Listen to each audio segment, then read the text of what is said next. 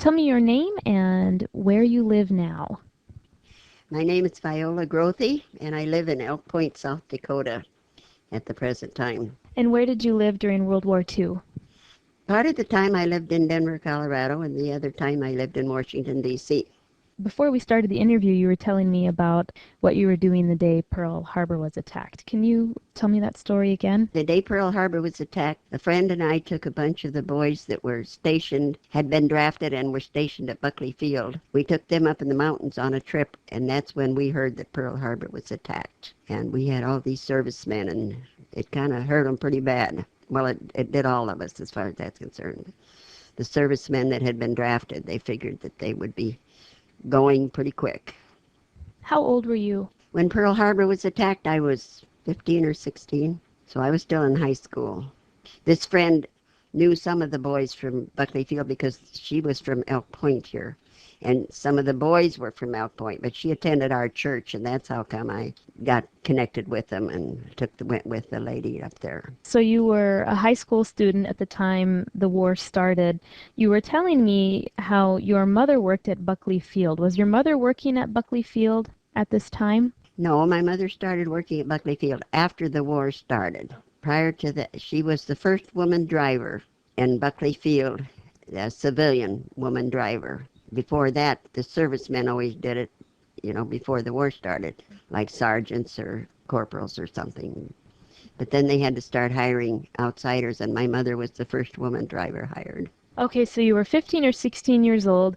You just happened to know this young woman from Elk Point, South Dakota, who was out there in Colorado. She was working out there and came to the church where I was. That's how come I got acquainted. So you were in the mountains with a woman and some young men from Elk Point, South Dakota, when you found out Pearl Harbor had been attacked. Not all the boys were from Elk Point, just the lady. Sure. Yeah. Oh, just the lady. Okay, I'm sorry, I misunderstood.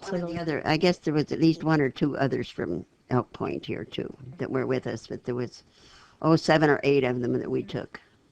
Do you remember how you felt when you heard the news? Did you have any inkling or somehow know that life was going to change as soon as you heard the news? I didn't, especially at the moment, but all the servicemen that were in the car with us did. They said right away, "Oh boy, here we go." They knew right away what was coming, but we did spend a little time up there, but then they had to get back to the base before too long, so. So can you tell me what was the first thing that changed for you in your everyday life when the war started? Well, I guess I joined the group that had dances and things like that for the servicemen. I can't think of the name of it now. I did that for a long time, and that was one of the first things that I changed. We had a lot of the servicemen come to our church, and we got acquainted with a lot of them, and then they had to go away, and that hurt like everything when you lost all your friends and things. You were telling me earlier about your mother being the first woman driver at Buckley Airfield. I have a couple questions about that. First of all, was Buckley Airfield a big airfield? Well, it was pretty large at the time, yes, but after the war it was closed up right away. It didn't last too long, but it was quite a big airfield, yes. When did your mom become a driver? Because she hadn't worked up to that point. I would think that would have been a change. So how long was it before she took this job at the airfield? Well, I'm not positive, but I would guess early in 1942, and she stayed there until after the field closed, so she was there for a good 4 or 5 years, so that's the only job she ever had. You were also telling me earlier that you too worked at the airfield then. Tell me just a little bit about that. Well, I worked at the PX, at the soda fountain, sometimes in parts of the PX too. And I worked there until I left for Washington, D.C. in 1944. What kind of work was involved in what you did at the airfield, at the soda fountain in the store? Well, I would wait on the customers and take their money and visit with the boys. A lot of them came in just to visit because they were all lonesome, and we spent a lot of time just visiting, although we did work too. What's the one thing that sticks in your mind about the time that you spent working at the airfield? Just getting to know the boys and finding out where they were from and being friends with them. After the war, I kept in touch with some of them, not too many years, but I had one very dear friend that was in the B-17 over there, and he was a prisoner of war. And I went to visit his folks after I moved to Washington, D.C., because they lived in New York City. But I never did hear from him after the war. I don't know what happened. Where were some of these boys from? Oh, they were from all over. This particular boy I was telling you about, he was from New York City. A lot of them were from the East Coast and all over the United States, California. How many years did you work in the airfield? 2 or 3? I suppose I worked there probably 2 years. So from approximately 15 or 16 till about 18? Yeah, because I was 18 when I went to Washington, D.C. Tell me about moving to Washington, D.C., why you moved there and what you did. I decided I should do something with my life. I graduated from high school. So I went to airline school to learn to be a radio operator, which at that time we kept more in contact with the airplanes. From the time they left the airport until they landed at the next airport, they would report to us on the radio. And in case of an emergency or something like that, that's what I did. Until after the war, probably 6 months after the war, when the boys started coming back that had the job before, then I was transferred into a teletype operator. I still work for the airline, but in a different position. So the work for the airline, this was civilian work. You weren't working for the armed services. You weren't radio operation for the military. No, it was strictly for the airline. And it was American Airlines? American Airline, yes. How long did you have to train, and what was the training like? Well, I trained in Kansas City for about 6 weeks is all. It was a lot of fun. I learned how to do it. I was supposed to learn the Morse code too, but I never did learn that because they did a lot of that on the Morse code, sending messages and things like that. But I never did learn the Morse code. So.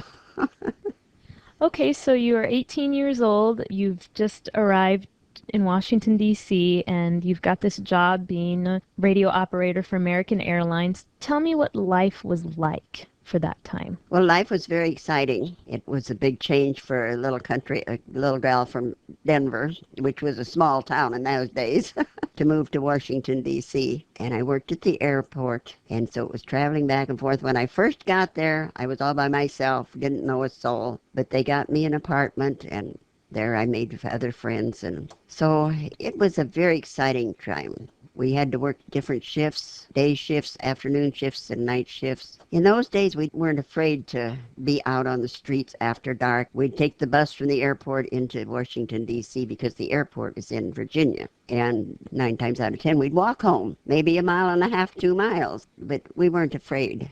You know, I wouldn't do it today. I wouldn't let my daughter or granddaughters do it today either. But in those days, it was very exciting. We were very happy, contented. You know, as I say, we weren't afraid at all. It was very exciting to work for the airlines. One time I was sitting looking out the window and I saw a B-25 taking off. And I said, that is not going to make it. And it didn't. It got about 10 feet off the ground and flopped. I don't know what happened. The boy, whoever was driving, they all walked out of it safe and sound. Nobody got hurt. But it was a funny thing that happened. I could just see it. And I said, that plane is not going to make it, and things like that. But and I don't know whether anybody remembers when a B-25 flew into the Empire State Building in those days, but I was working that day too and heard that. It was very exciting. In what other ways was it exciting? You say what an exciting time this was, and I can imagine to an 18-year-old girl in Washington, D.C. during the time of the war, it would be exciting in different ways, but it might also be scary because you were on the East Coast. So can you tell me a little bit more about what was exciting about the time and what was scary, and maybe how maybe they overlapped at times? Well, as I say, I was never afraid, scared. As I say, got homesick, of course, you know, being there the first time away from home. But being afraid, no, I was never afraid. Maybe it was just me, I don't know. When I had time off, I went to New York City and up to Hartford, Connecticut, and to see one of the boys that I knew from Buckley Field, and just things like that, you know. I'm curious how the war affected that work in so far as, were there any particular situations that you were trained to be on the lookout for, or anything that you were supposed to be alerted to, or did you ever go through any air raid drill or anything like that? I'm just curious if there were certain situations that they tried to prepare you for that they were afraid might happen. No, because we didn't have the problems that we got today. We had black curtains and things so that we had blackouts. You couldn't have lights and things like that on. But there was no air raids, or we never had any security or anything. There was nothing like that goes on today. It's very different in those days. I've heard about the rations and things. Can you tell me what daily life was like in terms of what you had and didn't have, and just the different things that were going on in daily life as part of the war effort that you saw or experienced while you were in DC? Well, the main thing, we had gasoline ration, but then I didn't have a car, so that didn't bother me. But we had food rations. We could only have meat once in a great while. When we'd go to a restaurant, it was the same thing. You had a lot of fish because they couldn't get red meat. So we had a lot of fish in those days because of the red meat. You couldn't get it. And we had gasoline rationing, and you couldn't buy sugar, very little sugar. So when you wanted to make some cookies or something, you had to improvise. How did you improvise? What did you use instead then? Well, that's a good question. I really don't remember. After all, that's been a long time ago. But I do remember my girlfriend and I one day, we had enough rations to get a couple pork chops. So we had pork chops, and then we bought a bottle of wine to go with. That must have been quite a night, quite a dinner. It was. We never went anywhere, just in our own apartment. We still talk about that when we correspond. The pork chops and wine we had. So how long were you in Washington, D.C. doing this work for the airline? I was there from 1944 until 1948 when I left. Can you tell me then how you met your husband? Was he in the war? He was in the war, but he was never sent overseas. He was one of the major mechanics on B-25s in North Carolina. However, I met my husband because one of the boys that came to Buckley Field from Elk Point here, he and I got to be very good friends, just friends, no boyfriend, girlfriend thing. In fact, he saw his girlfriend one day, and he came to me and he says, I seen the girl I'm going to marry. And he did. He hadn't met her yet, but he saw her. But anyway, he was from Elk Point, and he came to our church. He was one of the boys that was with our church group. So he kept telling me, he said, I know just the guy for you, But we never met until 1949. We met in March, and we were married in September, even though we lived 600, 700 miles apart. And I've been living here in Elk Point ever since. So he was in the service, but he was never sent overseas. You said he was a mechanic. Did you guys talk about the war years and your experiences? A little, but not too much. He always said that he wanted to go overseas, and he was always ready to go. And one time he was ready to go, but then his commanding officer said, no, you're not going. I need you here. So, but he did a lot of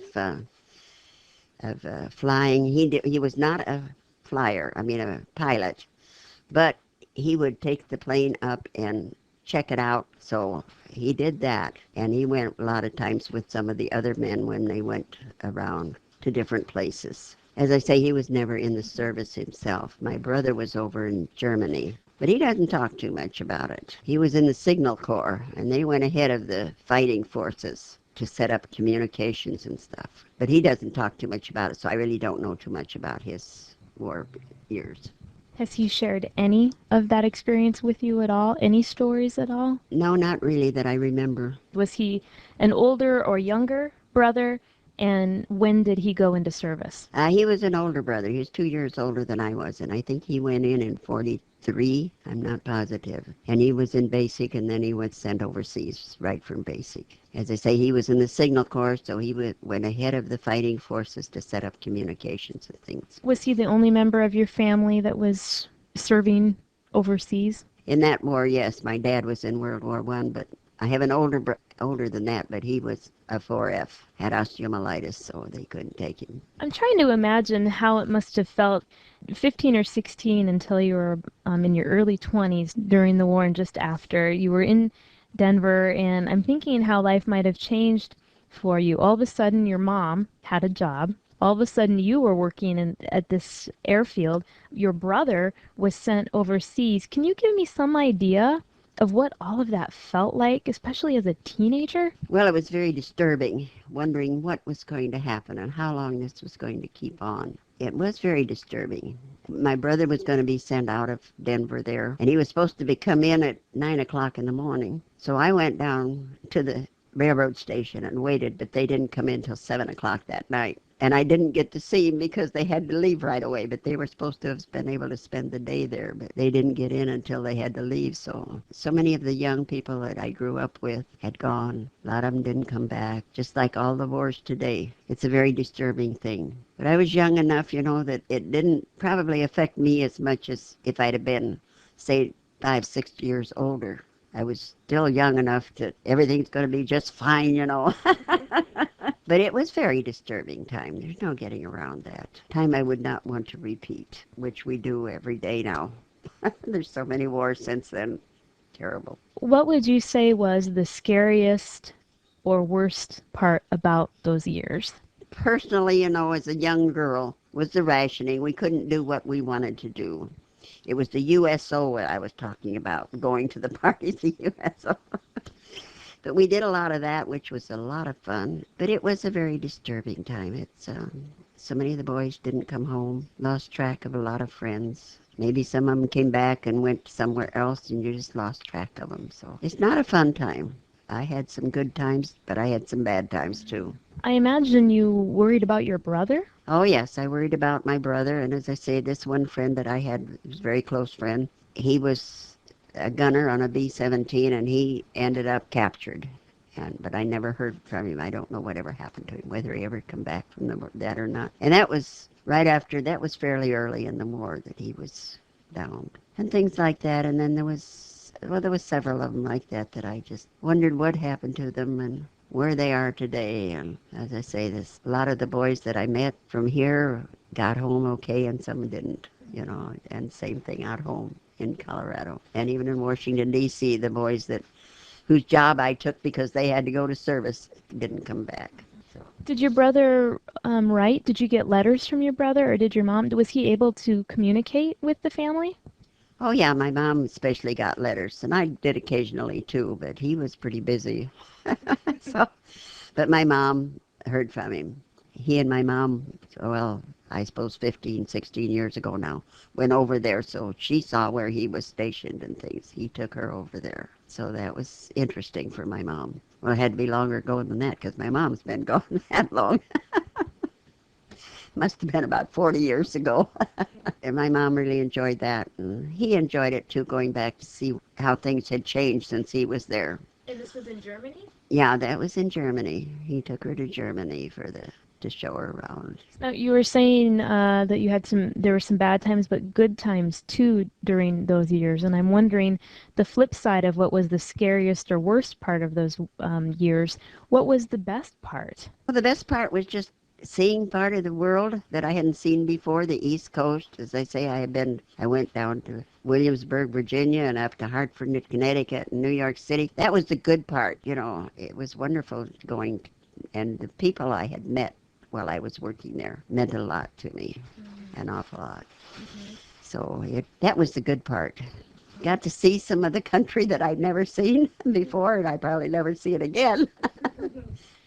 I'm wondering if you would have had that opportunity had the war not happened, in terms of had the opportunity to get the job in Washington, D.C. and be the radio operator and do the things that you did. Do you think that opportunity would have come about had it not been for the war? I rather doubt it, because I probably wouldn't have gone to do that, because they had plenty of men to do those jobs, and so therefore I wouldn't have gone into that, because I had a job too there working at a store as a bookkeeper and stuff, and I'd probably ended up just doing that the rest of my life. So probably not. It was the war that caused that. And you wouldn't have met your husband either had it not been for the war. No, that's true. I wouldn't have met him if it hadn't been for the war with me. So that was one good thing that came out of it, because we had 55 good years together. So. If there was one thing about World War II and how it was on the home front that you would like people to know, what would that be? Well, for one thing, everybody was concerned about the war. in those days, like not like the Vietnam War. Everybody was pushing for the serviceman, hoping to get this over with, and it brought the country close together.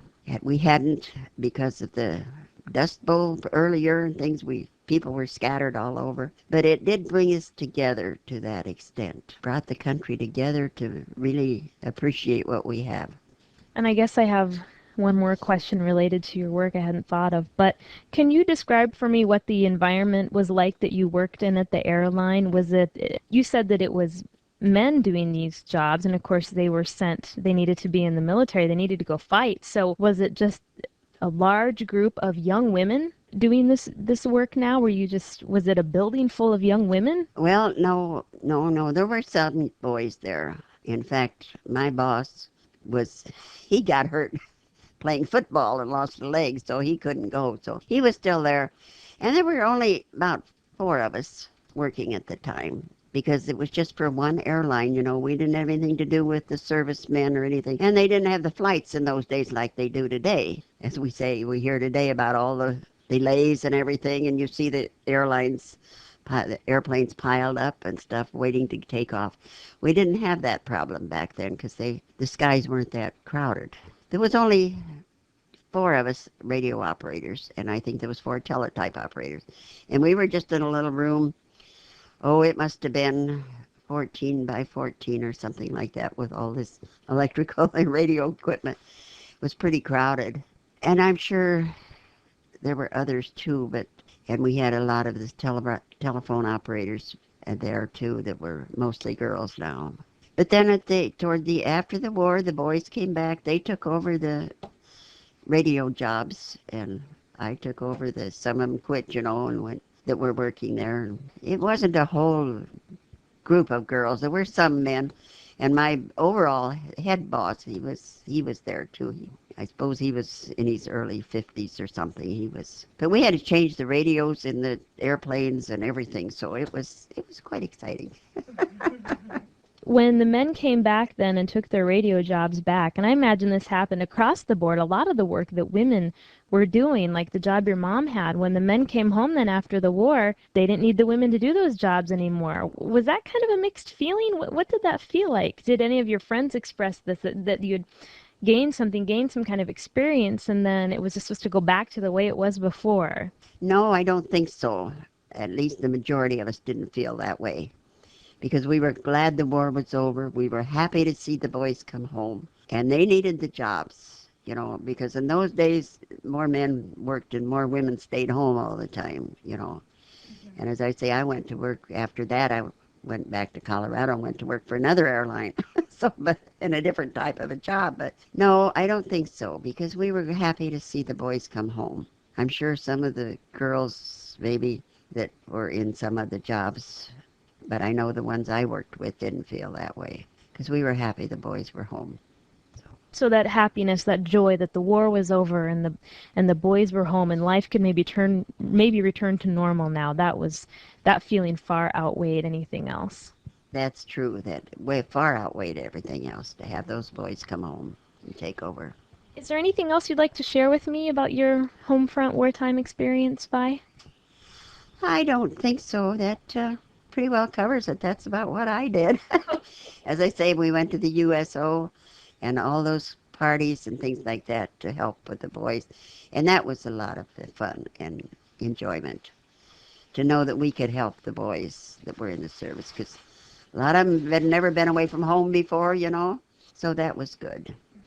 Well, thank you so much for sharing your stories with me, Vi, and I'm very glad to have met you. I'm glad to have met you too, and thank you very much. I hope it helps.